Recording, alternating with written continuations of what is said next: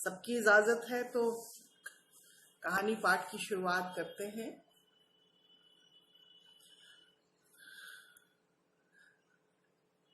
R K. Singh ji, अर्पण जी, शहनाज जी, सबका स्वागत है। जो साथी दिख रहे हैं, जो नहीं दिख रहे हैं, उनका भी।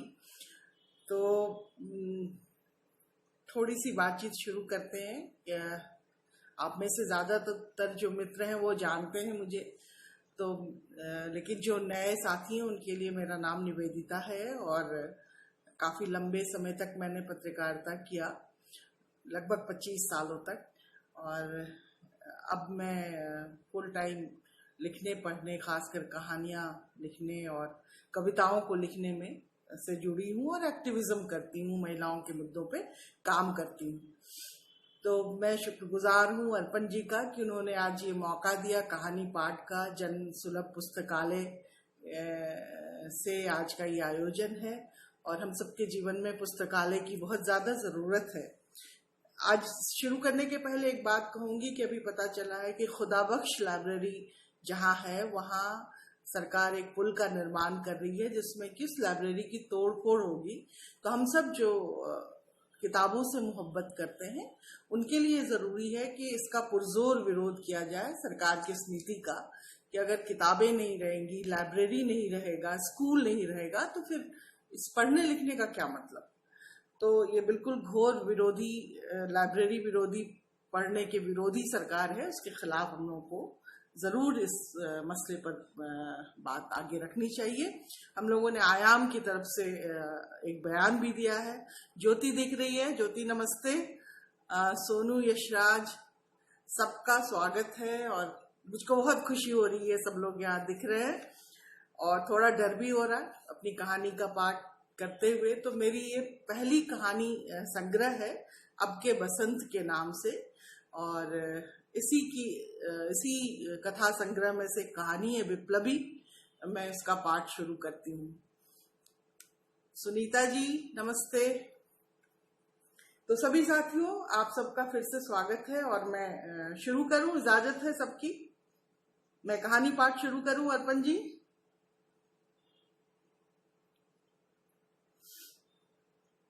उधर से हरी झंडी मिल जाए तो फिर मैं शुरू करती हूँ। पूनम पांडे प्रणाम, क्या हाल है। तो अर्पण जी ने हरी झंडी दिखा दी है तो हम कहानी की शुरुआत कर रहे हैं। 4 बजे शुरू था और 4 बजा है। तो शीर्षक है विप्लवी। दीदी कांप रही है, अखबार के पन्ने हाथ में बेजान से पड़े हैं। मैंने दीदी को थामा और चुपचाप खड़ी रही। उसकी देह हिल रही थी, जैसे हजार हजार समुद्र की लहरें अपना सर पटक रही हो। मौत अखबार के पन्नों पर सिहर रही थी। दीदी संभालो खुद को। दीदी के चेहरे पर सदियों पुराने जख्म उभर आए। हम दोनों घर की तरफ चलने लगे। उबड़ खाबड़ धरती पर उनकी खामोश छायाएं ढलती हुई धूप में सिमटने लगी। ठहरो, दीदी के होठ फड़फड़ा उठे। तुम्हें कब पता चला? कल रात की खबर है। ओह, इतनी भयानक मौत, ये कैसे हुआ? हिंदूवादी संगठनों के नाम आ रहे हैं। कुछ देर तक वो कुछ नहीं बोली, फिर जैसे बांध टूट पड़ा, आंखें बरस पड़ी। इतने बरसों बाद उसकी खबर मिली भी तो इस तरह। वर्षों से दिल में दफन कोई भूला हुआ सपना झांकता है। गुनगुनी सी हवा, मार्च की पीली धूप घास के तिनकों पर बिछ गई है। मैं उसे सहारा देकर कमरे में ले आती हूँ। ये कितना अजीब है ना, कोई अपना चला गया और मैं खुलकर शोक भी नहीं मना सकती। दीदी पर जैसे हाल आया था। वो बोल रही थी, मैं सुन रही थी। तुम्हें पता है हम पिछली बार कब मिले थे? जब नरेंद्र दाभोलकर की हत्या हुई थी। उस घटना ने बुरी तरह हिला दिया था। वहीं से लौटकर मिला था मुझसे। मुझे क्या पता था कि ये हमारी अंतिम मुलाकात थी, लेकिन शायद उसे कुछ आभास था। चितरंजन पर 2 बार हमले हुए थे, जिसमें बाल बाल बचा था। वह अपनी रॉ में बोल रही थी। कभी बोलते बोलते रुक जाती, कभी अपनी यादों के भीतर हंसती। पता है, उसने मुझसे पूछा था कि क्या हम फिर कभी मिलेंगे। क्यों, ये सवाल क्यों कर रहे हो? बस यूं ही। फिर भी बताओ, क्यों पूछ रहे हो? मुझे लगता है मैं जिसे चाहता हूं उसे खो देता हूं। मैंने उसकी पीठ पर एक धौल जमाया। बकवास मत करो। वो संजीदा हो गया। तुम्हें पता है, मैंने अपनी माँ को सिर्फ 8 साल की उम्र में खो दिया था। माँ के लिए हमेशा रोता था। एक दिन बाबा ने कहा, तुम्हारी माँ अब आसमान में नजर आएगी। तुम देखना, जो सबसे चमकता तारा होगा वही तुम्हारी माँ होगी। मैं अक्सर रात को छत पर तारे निहारा करता, सोचता दुनिया में खोए हुए लोगों को दोबारा पा लेना मुमकिन है क्या। बाबा से पूछा तो उन्होंने कहा, तुम्हें पता है वैज्ञानिक क्या कहते हैं? अंतरिक्ष में नया नक्षत्र खोजते हैं। तुम भी खोजो, मिल जाएगी। अगर हम किसी को बेपनाह मोहब्बत करते हैं तो वे हमारे पास आते हैं। बाबा कह रहे थे और उनकी आंखें भीग रही थी। माँ तो नहीं मिली, पर मेरी रातें तारों के साथ गुजरने लगी। वो हंसा। उसकी हंसी दिल के भीतर धंस जाने वाली थी। उसके चेहरे पर अजीब सा खालीपन था। उसकी निगाहें मुझ पर ठहर गई। मुझे ऐसे देखने लगा जैसे कोई खोई हुई चीज मिल गई हो। अजीब बात है ना, कल तक मेरे पास था, आज वह हमारी स्मृतियों का हिस्सा हो गया। दीदी की आवाज बहुत धीमी हो गई। चांद की हल्की रोशनी उसके चेहरे पर गिर रही थी। उसका चेहरा सुलग रहा था। मैंने उसे वहीं थाम लिया। दीदी, बहुत देर हो गई, अब तुम्हें सोना चाहिए। उसे पलंग पर लिटा दिया। उसके सिराहने बैठ गई, थपकियां देने लगी। मैं चाहती थी दीदी को नींद आ जाए। रात गहरी थी, आसमान तारों से भर गया। एक हल्का सा आलोक चारों ओर फैला था। दीदी अब नींद में थी। मैं धीमे से पलंग से उठकर अपने कमरे की ओर मुड़ गई। मुझे अजीब सा भ्रम हुआ, जैसे चितरंजन दादा आसमान में झिलमिलाते तारों के बीच लेटे हों। अगले सुबह अखबार के पन्ने रंगे हुए थे। प्रधानमंत्री से लेकर मुख्यमंत्री के बयान थे। पता चला कि उनकी शव यात्रा में पूरा शहर उमड़ आया था। चितरंजन दा से मेरी मुलाकात एक कॉलेज में हुई थी। दीदी वहां पढ़ती थी। वे वहां रिसर्च करने आए थे। दीदी ने मिलवाया था। कन्नू, ये मेरे दोस्त हैं, चितरंजन। दीदी के चेहरे पर प्यारी सी मुस्कान थी।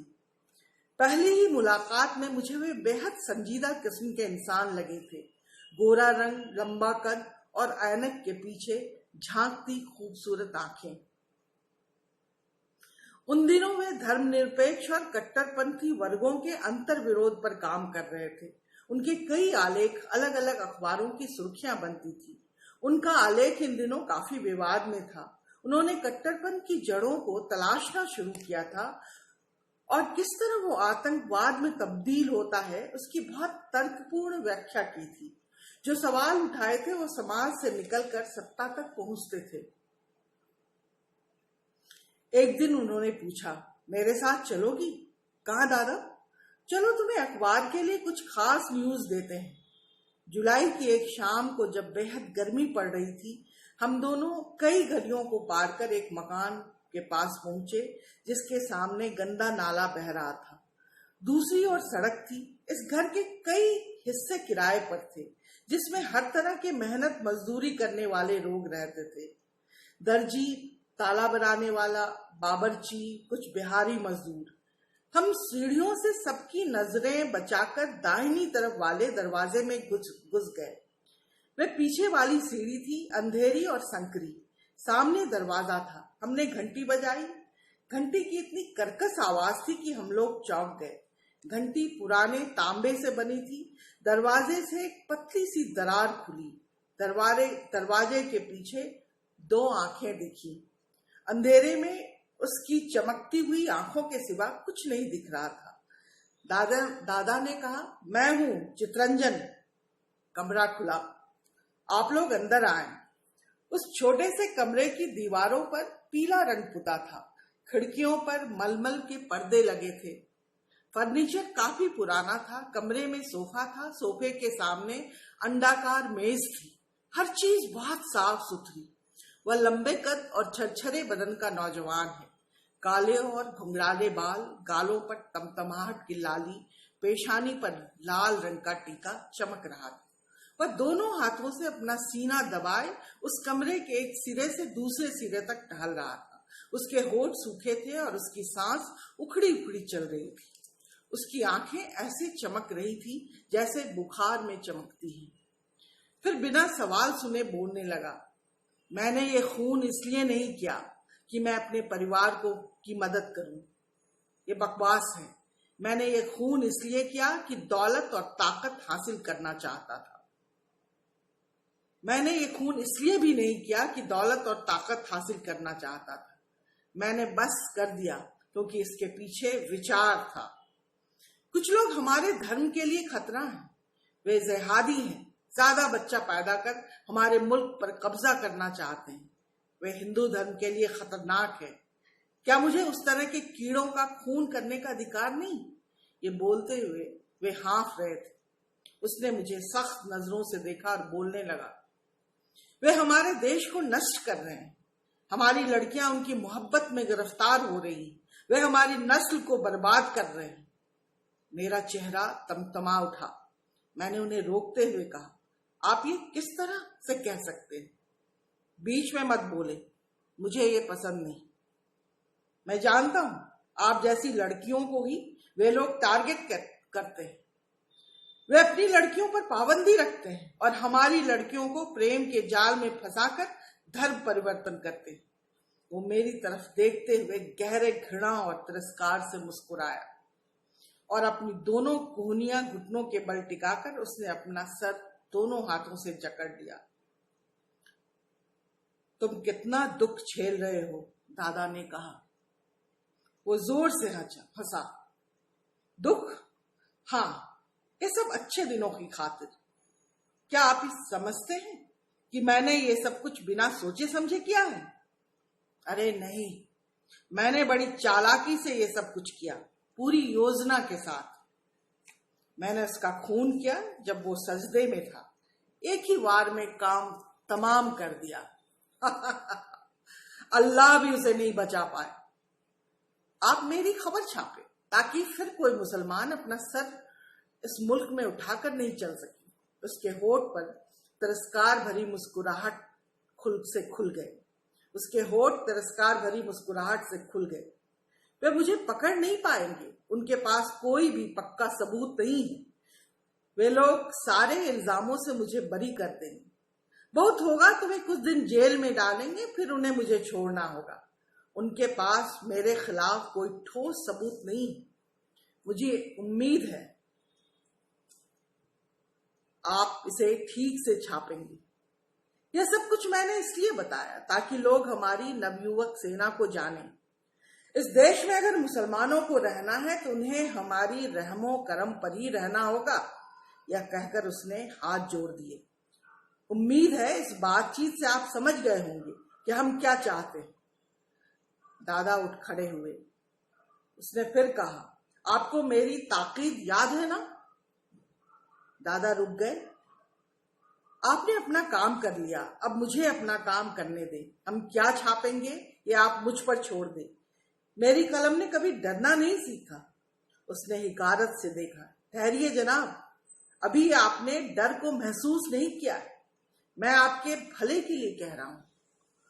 आपका नाम चितरंजन नहीं होता तो हमारी ये मुलाकात नहीं होती। दादा हंसे। शुक्रिया आपका। मेरा नाम चितरंजन है, इसमें मेरी कोई भूमिका नहीं। ये नाम कुछ भी हो सकता है, मसलन हामिद, तेग बहादुर सिंह या सुरेश विलियम। ये कहकर मेरा हाथ पकड़ दादा तेजी से निकल गए। मैं सकते में थी। दादा ने मेरे गाल पर चपत लगाते हुए कहा, कनू, डर गई क्या? अरे बाबा, ये सब प्रोफेशनल हजार्ड है। ओह दादा, तुम ये सब मत करो, मुझे तुम्हारे लिए डर लगता है। तुम इतना डरती किस बात से हो? कुछ नहीं होगा, ये हमारा काम है, इसे हम लोग नहीं करेंगे तो कौन करेगा? हम दोनों सड़क पर थे, रात हो चुकी थी, पर मुंबई में तो रात सोती नहीं। हम ट्रेन में बैठ गए। खिड़की की बगल वाली सीट पर एक नौजवान बैठा था। ट्रेन से बाहर देखो तो हर चीज तेज रफ्तार में भागती दिखती। सड़कों के किनारे बड़ी बड़ी दुकानें, खंडर नुमा कुछ मकान, दूर तक फैली मलिन बस्ती। ये बस्तियां हमेशा याद दिलाती रहती कि मुंबई की इस वैभव के पीछे हजारों कामगार मजदूरों का श्रम है। दादा खिड़की के बाहर देख रहे थे, सपने में चुपचाप बहते हुए। मैंने मजा लिया। दीदी को याद कर रहे हो? आज तो तुम्हारी जमकर खबर लेगी। वो हंसने लगी। मीनाक्षी का डांटना अच्छा लगता है। हम स्टेशन से घर के लिए निकल पड़े। स्टेशन से घर दूर नहीं है, इसलिए हम दोनों पैदल निकल पड़े। सड़कें खाली थी, फुटपाथ वीरान। पैदल चलते हुए दीवारों की इबारतें पढ़ने का अपना मजा है। चुनावी पोस्टर, जगह जगह शिवसेना के इश्तहार। एक नीम खाली चाय खाने पर कुछ नौजवान मजमा लगाए हुए थे। कुछ पुरानी इमारतों की खिड़कियां लंबी और संकरी थी। 100 साल पुरानी मेहराब इतनी ऊंची थी कि उसे सर उठाकर देखना पड़ा। हम घर पहुंचे तो दीदी सो चुकी थी। चित्ररंजन दा अपना अखबार निकालते थे, भोर टाइम्स। समाचार पत्र मेरे हाथों में है और नवयुवक सेना के साथ हुई बातचीत का पूरा संवाद। इस खबर ने देश में तहलका मचा दिया। नवयुवक सेना के लोग अखबार के दफ्तर में आकर खूब तोड़फोड़ कर गए। दादा को धमकाया। पुलिस आई। उन्होंने दादा से पूछा, क्या आप पुलिस सुरक्षा चाहते हैं? क्या ये मेरे लिए जरूरी है? मैं पत्रकार हूं, कहां कहां सुरक्षा देंगे आप? देखिए, आपने जिन लोगों पर प्राथमिकी दर्ज की है, हमने उन्हें गिरफ्तार कर लिया है, फिर भी आपको सचेत रहना चाहिए, कहीं कुछ ऐसा वैसा ना हो जाए। दादा हंसे। जो असली गुनाहगार हैं वे अभी बचे हुए हैं। शाम को दादा घर आए। दीदी बहुत परेशान थी। दोनों एक दूसरे के बगल में बैठे बहुत उदास लग रहे थे, जैसे तूफान के बाद डूबे हुए जहाज के यात्री निर्जन तट पर आ लगे। चित्तो, तुम ये सब छोड़ दो, पहले भी तुम पर हमला हो चुका है। अखबार निकालना जरूरी है, दीदी ने घबराई आवाज में कहा। ये तुम क्या कह रही हो मीनाक्षी? तुमने ही तो जोर देकर अखबार निकालने को कहा था। याद है तुमने कहा था, अपना अखबार होता तो हम उन लोगों की आवाज बन पाते जिनकी आवाजें हम तक नहीं आ पाती। दीदी की आंखों में प्यार उमड़ पड़ा।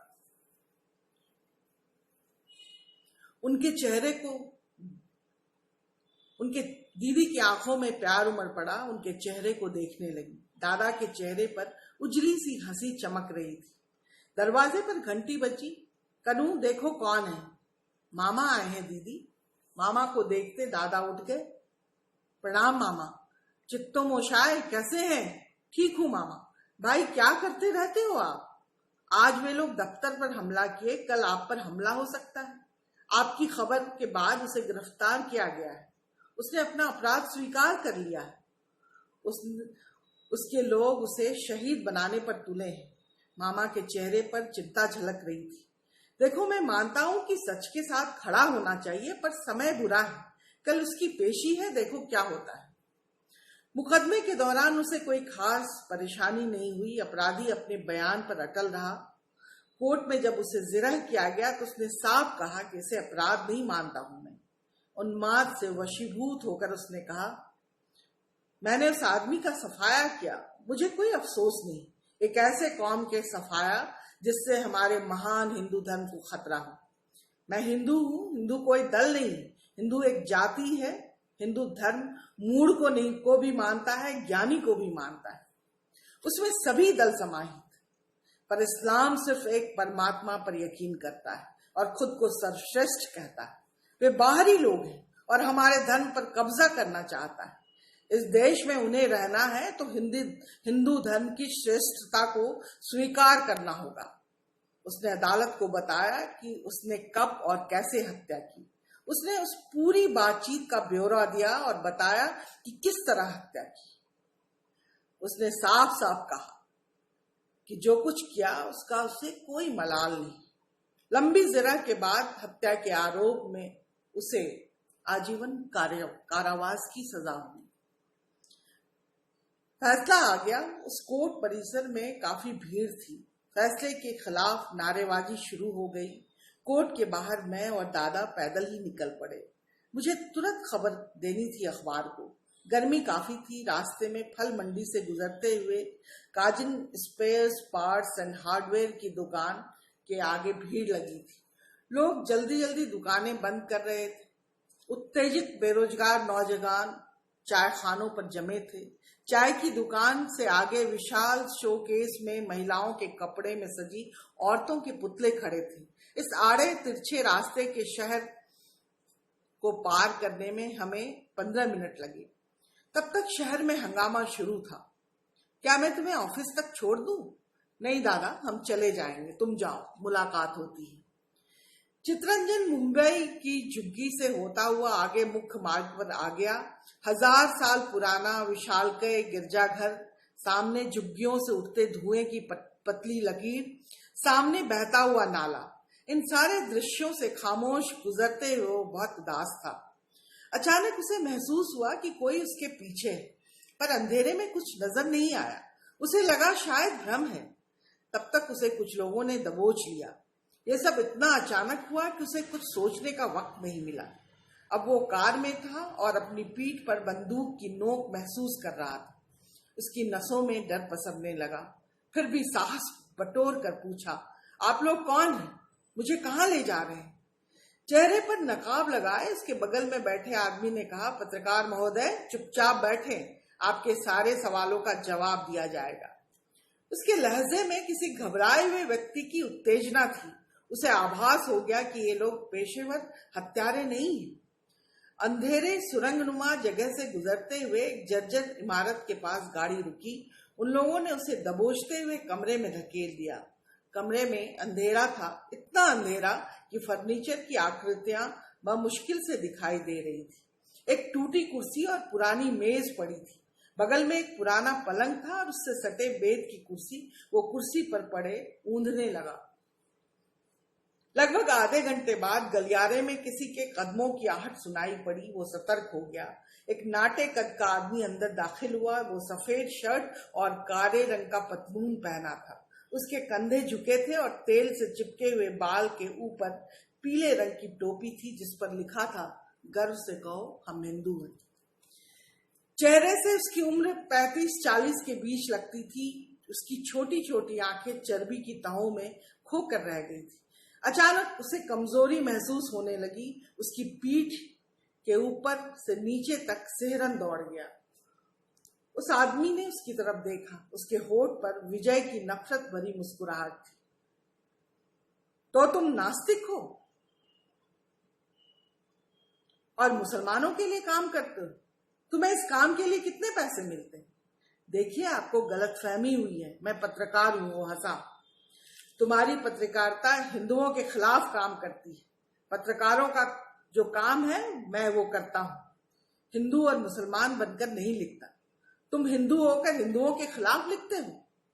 तुमने जो लिखा उसके कारण आज हमारे साथी जेल के सलाखों के पीछे हैं। फिर भी हम तुमको इस शर्त पर छोड़ देंगे अगर तुम हमारे लिए लिखना शुरू करो। अब तक चितरंजन संभल चुका था। उसने बहुत साफ और सधी हुई आवाज में कहा, मैं पत्रकारिता करता हूं, दलाली नहीं। आप मुझसे कुछ और नहीं करा सकते। पत्रकारिता के नाम पर तुम हिंदू धर्म की आलोचना करते हो। नहीं, मैं धर्म की नहीं, धर्म के नाम पर किसी कौम के साथ नफरत करने के खिलाफ लिखता हूं, चाहे वो कोई धर्म है। मैंने इस्लाम के नाम पर की जा रही दहशतगर्दी के खिलाफ लिखा है। तब तो तुम दोनों धर्म के खिलाफ। देखिए, इस तरह की बहस से कोई फायदा नहीं। नहीं, तुम बताओ कौन धर्म श्रेष्ठ है? देखिए, मैं धर्म की श्रेष्ठता पर यकीन नहीं करता। धर्म का काम है दुखी दिलों पर मरहम लगाना। जो धर्म ये काम नहीं करता और इंसानों के बीच नफरत फैलाता, उस धर्म से मेरा कोई नाता नहीं। चितरंजन ने उसकी आंखों में आंखें डालकर कहा। एक विचित्र मुस्कुराहट उसके चेहरे पर आई। उसने अपनी छोटी छोटी आंखों को सिकोड़ते हुए कहा, देखो, मुझे अपने आप पर काबू करना अच्छी तरह आता है, पर एक बार गुस्सा फटा तो मेरी पिस्तौल उन लोगों की खबर लेती है जो हमारा कहा नहीं मानते। देखिए, मेरा काम लिखना है और मैं ये ईमानदारी से करता हूं।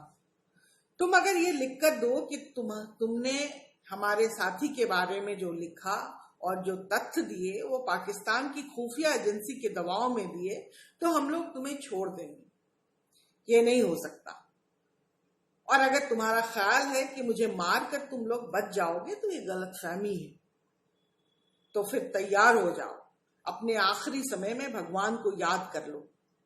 चितरंजन के चेहरे पर हल्की सी मुस्कान आई। उसने गहरी आंखों से उसे देखा। इतनी निर्भीक आंखें। उसने नफरत से देखा और एक फुदकारी सी सांस उसने सख्त हाथों से पिस्टल पकड़ा। एक गोली चलने की आवाज आई, 2 गोली चलने की आवाज आई। अगली सुबह लोगों ने देखा चितरंजन की लाश मुंबई के सड़कों पर पड़ी है। उसकी आंखें हल्की खुली थी और चेहरे पर नीरव शांति। नील विस्तीर्ण आकाश के आलोक मंडल में चमकता हुआ सूरज डूब रहा। शुक्रिया। ये थी मेरी कहानी। आप सबका बहुत शुक्रिया कि आए और मेरी कहानी सुना।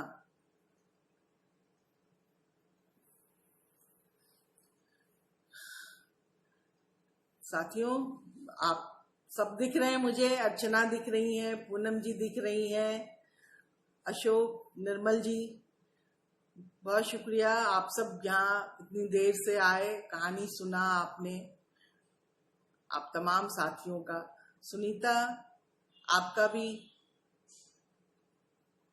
तो ये कहानी बहुत लंबी कहानी नहीं थी, छोटी कहानी थी। उम्मीद है आप लोगों को अच्छी लगी होगी। नहीं भी अच्छी लगे तो वो भी टिप्पणी होनी चाहिए।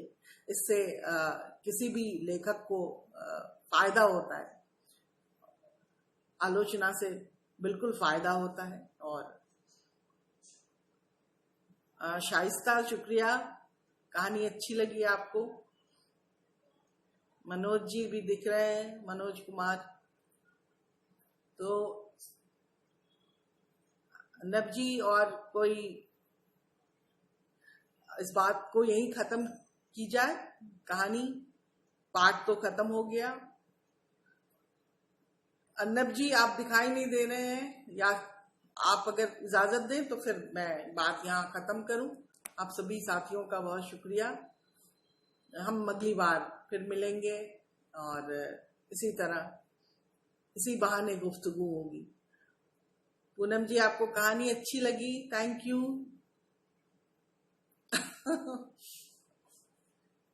तो सभी साथी, शुक्रिया। मनोज, मेरा सौभाग्य है कि आप लोग सुन रहे थे। कहानियां सुनना इतना आसान नहीं है। आलोचना की गुंजाइश नहीं है। सुनीता जी, वाह क्या बात है, दिल बाग बाग। नहीं, मुझे बहुत ईमानदार टिप्पणी चाहिए आप सबकी। बहुत शुक्रिया। मैं कहानियों के लेखन में बहुत डरते डरते मैंने कदम रखा है। बहुत कहानियां अभी नहीं लिखी हैं। पहली बार मेरी कहानी आई है प्रलेख प्रकाशन से। आप सब इसको देख सकेंगे, इस किताब को। तो अर्पण जी, आपका आभार। सभी साथियों का मैं विदा लेती हूँ। सब जो दिख रहे हैं, जो नहीं दिख रहे हैं, सबसे बहुत शुक्रिया।